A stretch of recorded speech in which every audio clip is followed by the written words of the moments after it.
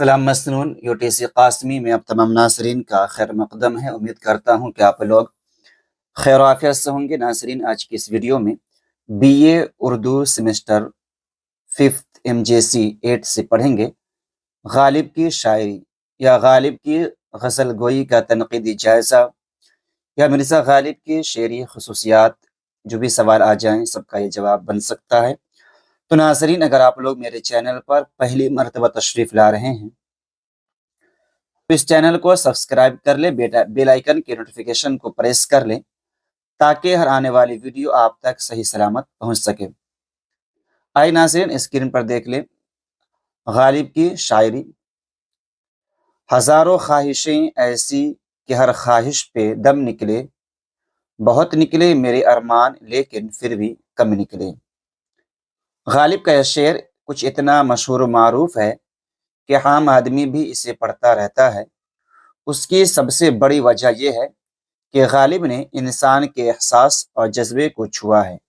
गालिब शायरों की भीड़ में दूर से पहचाने जाते हैं। गालिब की सबसे बड़ी खूबी तो यही है कि वह किसी भी मजमून को कुछ इस अंदाज से पेश करते हैं कि कारी यानी पढ़ने वाला या सामी यानी सुनने वाला खुद ब खुद उसकी तरफ क्या हो, मुतवज्जे हो जाता है। इस बात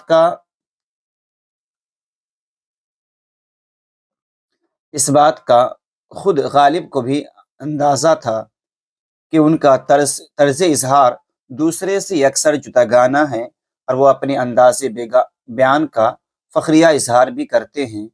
कहते हैं और भी दुनिया में सुखनवर बहुत अच्छे, हैं और भी दुनिया में सुखनवर बहुत अच्छे, कहते हैं कि गालिब का है अंदाज़े बयां।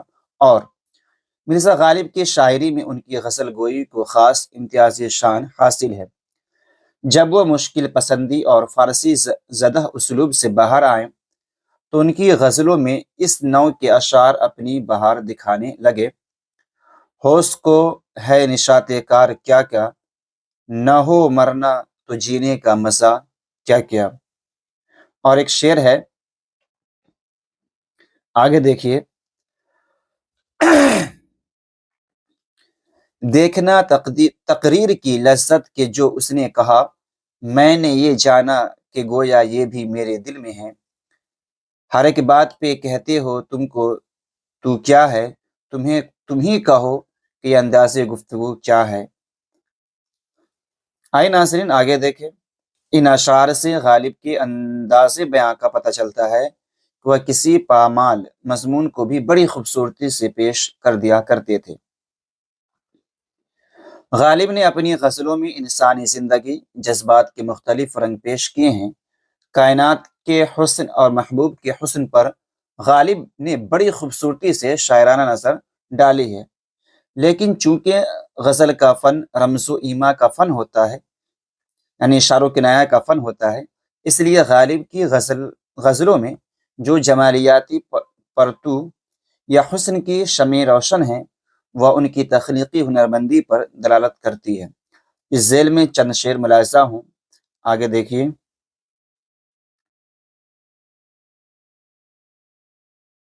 वो आए घर में हमारे खुदा की कुदरत है, कभी हम उनको कभी अपने घर को देखते हैं। मज़कूरा बाला अशार में गालिब ने महबूब और उससे मुतअल्लिक़ मुख्तलिफ़ पहलुओं को अलग अलग अंदाज में, बल्कि ये कहिए कि अलग अलग मज़मून की शक्ल में पेश किया। यहाँ इसका मौका नहीं कि उन अशार की तशरीह व ताबीर पेश की जाए, क्योंकि दूसरी शेरी औसाफ पर भी गुफ्तगू होगी। आई नाज़रीन, इश्क एक ऐसा मौजू है जिसे आफाकी कहा जाता है, यानी उस मज़मून को तमाम ज़बानों के शोरा ने अपने अपने तौर पर बांधा और बरता है, यानी इश्क पर। दूसरी शायरी में इस मज़मून का इतना बड़ा सरमाया है कि पूरी किताब लिखी जा सकती है। लेकिन फिराक गोरखपुरी ने तो उर्दू की इश्क या शायरी के उन्वान से एक किताब तहरीर भी की थी। ये अलग बात है कि तमाम गोशे नहीं आ सके थे, या यूँ कह लें कि उसकी नौइयत ही कुछ और थी। खैर, बात गालिब की गज़लों के इश्क की मज़मून की हो रही है। अगर देखा जाए तो गालिब की पूरी शायरी में मोहब्बत और इश्क का जज्बा अपनी मुख्तलिफ सूरतों में जलवा गर नजर आता है। गालिब की शायरी में کہیں شوخی اور کھنڈڑے پن سے کام لیتے ہیں، غالب شاعری میں جو ہے کہیں شوخی اور کھنڈرے پن سے کام لیتے ہیں ہوئے نظر آتے ہیں، تو کہیں ان کی نفسیاتی الجھن انہیں کسی اور طرف لے جاتی ہے۔ کبھی وہ دوسرے عاشقوں پر طنز کرتے ہیں اور کبھی اپنے جذبہ عشق اور دیوانگی کا بلند مقام عطا کرتے ہیں۔ کبھی وہ فرحات تو کبھی قیس کو عشق کے مضمون کے درمیان لے آتے ہیں، چونکہ یہ دونوں کردار ایسے ہیں جو اپنی دیوانگی شوق اور اپنے جذبہ عشق کی انتہا کے لیے کیا مشہور ہیں۔ آئیے کچھ اشعار دیکھیں جن سے دیوانگی اور عشق کے کئی رنگ واضح ہوتے ہیں۔ ناظرین، ویڈیو پسند آ رہی ہو ویڈیو کو لائک کریں، کومنٹ کریں، اپنے دوست احباب کو شیئر کریں، خاص طور سے ان طلبہ و طالبات تک ویڈیو کو ضرور پہنچائیں جو 5th سیمسٹر میں ہیں، 5ویں سیمسٹر میں ہیں اور وہ عنقریب اس کا امتحان دینا چاہتے ہیں۔ آئے ناظرین، یہ شعر دیکھیں، سنبھلنے دے مجھے اے نا امیدی کیا قیامت ہے، کہ دامن خیال یار چھوٹا جائے مجھ سے، کہ دامن خیال یار چھوٹا جائے مجھ سے، ہوئے ہیں پاؤں ہی پہلے نبرد عشق میں زخمی، ہوئے ہیں پاؤں ہی پہلے نبرد عشق میں زخمی، نہ بھاگا جائے ہے مجھ سے نہ ٹھہرا جائے ہے مجھ سے۔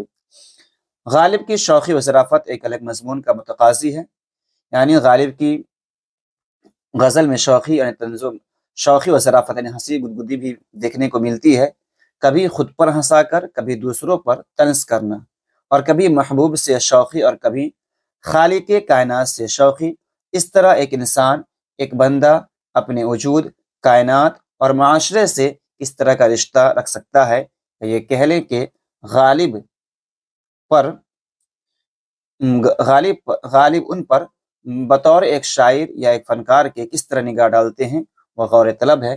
یہ شعر دیکھیے، جانتا ہوں ثواب طاعت و زہد پر طبیعت ادھر نہیں تھی، ہم کو معلوم ہے جنت کی حقیقت لیکن دل کے خوش رکھنے کو غالب یہ خیال اچھا ہے۔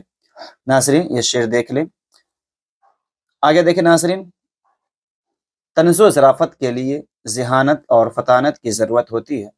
مرزا غالب کی ذہنی ساخت اور میلان طبع اس بات کی گواہی دیتے ہیں، اور اسی لیے تو حالی نے انہیں حیوان ظریف کہا۔ یہ سوال آپ کے امتحان میں آ سکتا ہے کہ حیوان ظریف کسے کہا گیا اور کس نے کہا، تو حالی نے مرزا غالب کے لیے کہا تھا حیوان ظریف بھی کہا تھا۔ اس شوخی اور ظرافت میں غالب کی ترفگی فکر کی جلوہ سامانی نظر آتی ہے۔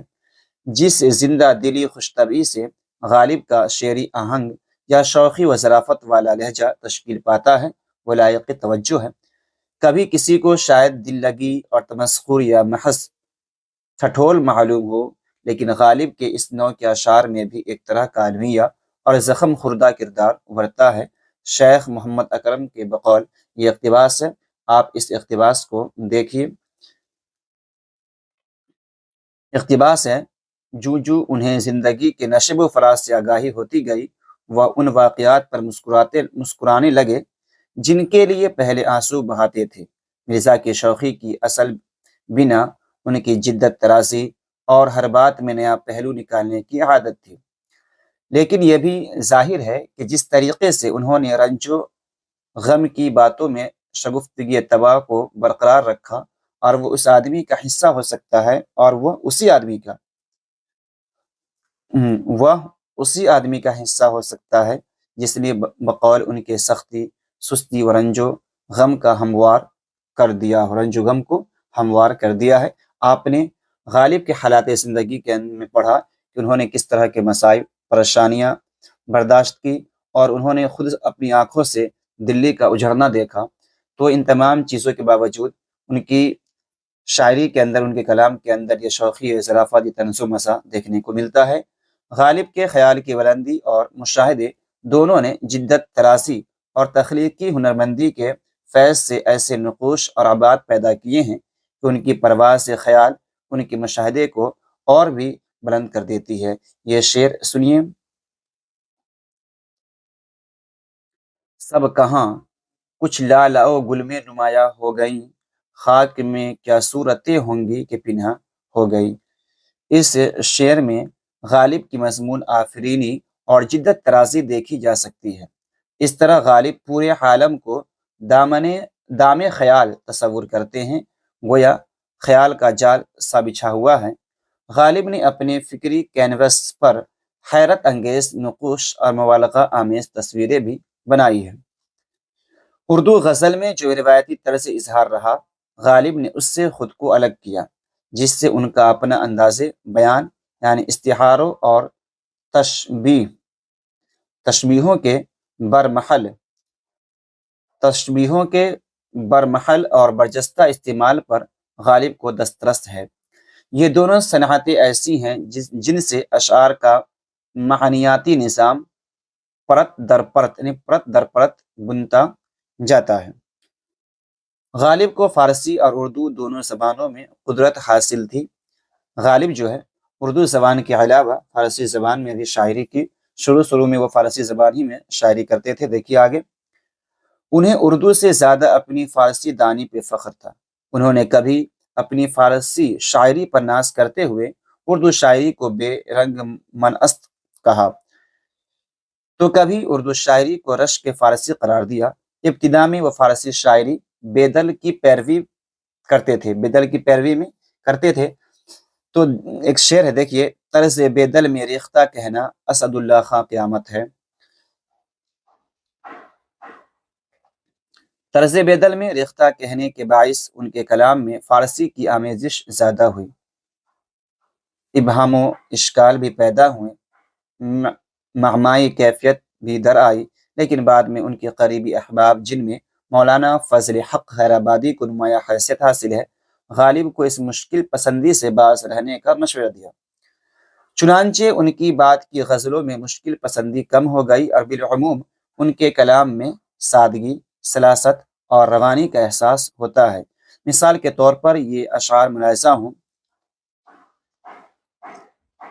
یہاں ہونا چاہیے دل نادا تجھے ہوا کیا ہے، آخر اس درد کی دوا کیا ہے۔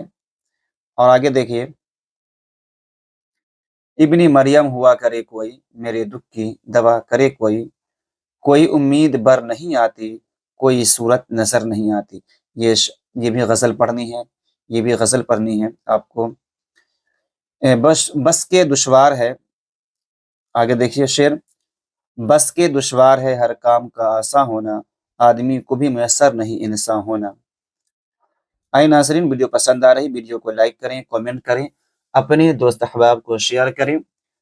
آپ اگر چاہیں تو اس کا اسکرین شاٹ لے سکتے ہیں اور اپنے آنے والے امتحان کے لیے ایک اچھا مواد تیار کر سکتے ہیں، جو امتحان میں آپ کے لیے کافی ہیلپ فل ثابت ہو، مددگار ثابت ہو۔